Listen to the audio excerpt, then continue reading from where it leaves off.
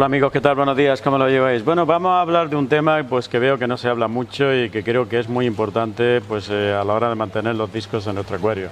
Sobre todo lo más importante, el primer paso que demos a la hora de introducir los discos, pues que sea lo más correcto posible para los que están y los que vienen, ¿no? Y vamos a ser realistas. Es que no sé, yo vuelvo a decir otra vez siempre lo mismo. Los criadores de discos, todos los discos que salen de sus instalaciones no los crían ellos, porque un criador de discos de renombre puedo garantizar que es imposible que dé abasto su reproducción de discos a lo que es la oferta y la demanda. Por lo tanto, hay criadores que traen discos de Malasia, hay criadores que traen discos de Singapur. Estos que estáis viendo son de Singapur. Hay una diferencia muy grande de trabajar o de traer disco de Malasia a disco de Singapur. Los discos de Singapur en el 99% de los casos son de aguas cerradas, quiere decir que son discos que vienen con un pH más alto. Los discos de Malasia son de aguas abiertas la mayoría, aguas que proceden del medio natural, por lo tanto los pH son muy bajos y a la hora de adaptarlos a aguas europeas también hay que tener en cuenta que estos discos pueden... al criarse con aguas, se puede decir, naturales, pues es como si estuvieran, como si fueran, aunque son genéticas híbridas, pero es como si, vamos a ser realistas, como si estuvieran viviendo en aguas salvajes, en pHs muy bajos, y las enfermedades que trae el disco de Malasia ni mucho menos tiene que ver con las enfermedades que pueda aportar el disco de Singapur. El disco de Singapur, las enfermedades que puede traer son muy cercanas a las que conocemos, prácticamente pues son la samitiasis y odinio o cristocario. Perdón, odinio o cristocario, vamos a poner odinio y vamos a poner elite, porque claro, recordar que pues yo estoy acostumbrado a hablar de marino y de tropicales, por eso algunas veces pues pongo el cristocario en vez de elite, ¿no? Y los discos malayos traen muchísimas enfermedades. Costia, Silodonela, trae una infinidad de enfermedades parasitarias genéticas de aguas abiertas. Por eso, a la hora de preparar un disco de Malasia en las instalaciones del importador, pues tiene que tardar más tiempo en sacarlos a la venta, para que nos entendamos, porque la adaptación es mucho más larga del disco malayo al disco de Singapur. El disco de Singapur, lo más importante es adaptar el pH, o sea, si viene a un pH 5, en cuestión de unos 10, 15 o 20 días, la persona que se haga cargo de esos discos, pues su trabajo es intentar poquito a poquito, ir subiendo el pH a un 6,5, a 6,8, para que pase al siguiente canal, que puede ser el acuario del aficionado o bien la tienda. Estos discos llegan de Singapur aproximadamente un 5, 5,2, 5,4 es aproximadamente lo que el distribuidor, porque yo confío en mis distribuidores, me comenta. Entonces el disco procede de Singapur y él tiene que hacer un trabajo de adaptación. Por eso los discos, un disco que ha llegado hace un par de horas, lo veis tan activo, tan estable.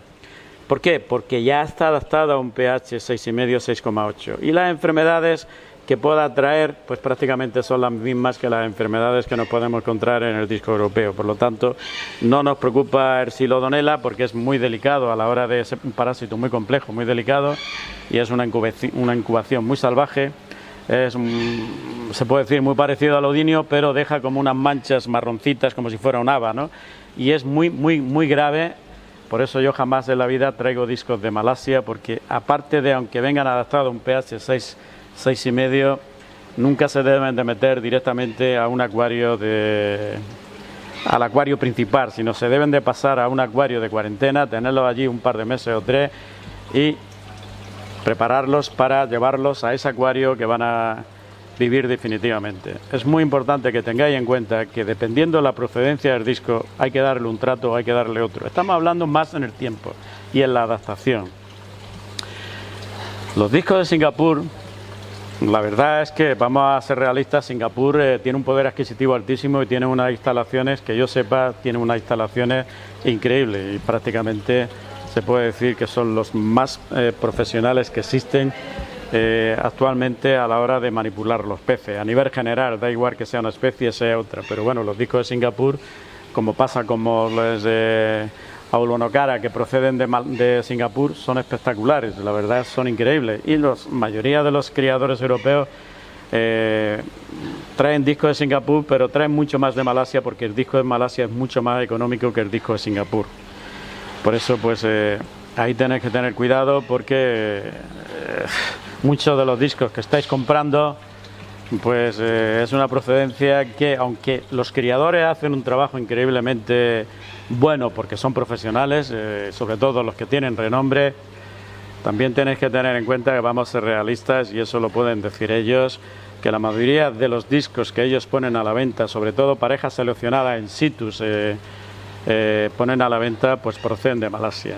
Sí, que hacen un trabajo increíblemente correcto, que igual se tiran 3 meses adaptándolo a aguas europeas, bien, pero bueno, pues eso yo lo dejo ahí en el aire, pero que es muy importante que tengáis en cuenta la procedencia de origen del pez. Yo creo que sería importante saberlo, y que no nos engañen ni el distribuidor ni el importador. A mí creo que el distribuidor no me está engañando de que estos discos proceden de Singapur.